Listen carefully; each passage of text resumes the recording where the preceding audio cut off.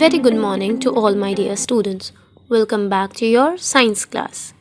In our previous class, we started chapter number 14, electric current and its effects. And we have covered some topics as well. We have completed the basic introduction about the chapter. Then we completed symbols of electric components. After that, we completed heating effect of electric current and then electric fuse. Today, we'll study magnetic effect of electric current, electromagnet and its application, and electric bell. So let's start with the first topic of today's class, that is magnetic effect of electric current. When an electric current is passed through a wire, it behaves like a magnet. This is called the magnetic effect of the electric current, which was discovered by a scientist, Hans Christian Ørsted. He discovered that the needle of a compass deflects when an electric current is passed through a wire placed near the compass. This indicates that a magnetic field is created near the wire that deflects the needle,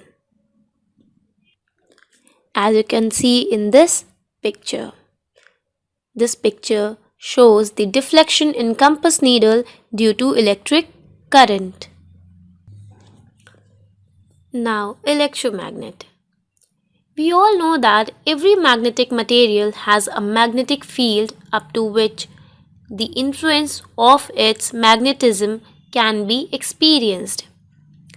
A magnet whose magnetic field is generated with the help of electric current is called an electromagnet, which means that electromagnet is an artificial magnet which produces a magnetic field around a conductor due to the passage of electric current through it. This magnetic field disappears when there is no current flowing through the conductor. And the difference between electromagnet and permanent magnet is that the permanent magnet maintains their magnetism for a long period of time, whereas electromagnets have their own magnetic field, but only as long as the current is flowing through them. Once the circuit is broken, they lose their magnetism. The applications of electromagnets.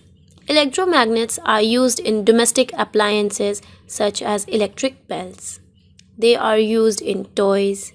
They are used in cranes to separate magnetic materials from junk and to lift heavy objects. They are used in all kinds of telecommunication equipments. It is also used by the doctors to take out small pieces of magnetic material that have accidentally fallen in the eye. Electricity can be hazardous as well. It can cause fire due to heating or loss of life. Electric circuits must be properly insulated. If the installation breaks and the wire comes in contact with each other, they can cause a short circuit, which may give electric shocks when touched. That is why electricity should be used in a proper way to avoid any misfortune. Then comes electric bell. What is an electric bell?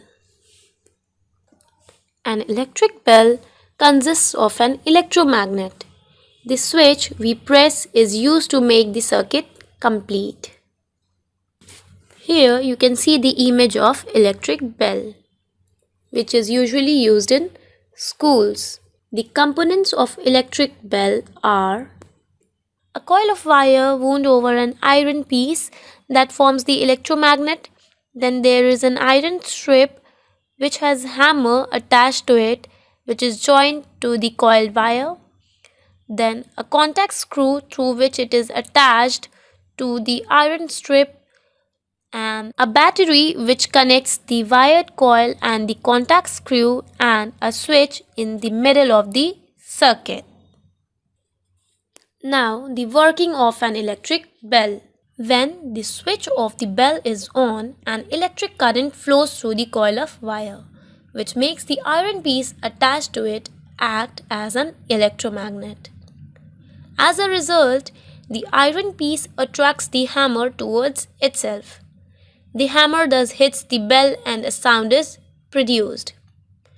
As the hammer moves towards the iron piece, it moves away from the contact screw, which breaks down the circuit. As the circuit breaks, the wire coil stops receiving any current, which makes the electromagnet lose its magnetic effect, and thus the hammer falls back to its original position. And then, as the hammer falls back, the iron strip again comes in contact with the contact screw and the circuit gets completed. This again turns the iron piece into an electromagnet and the whole process continues until the bell is switched off. This results in the continuous ringing of the bell. So that's it for today. Study well. See you in your next class.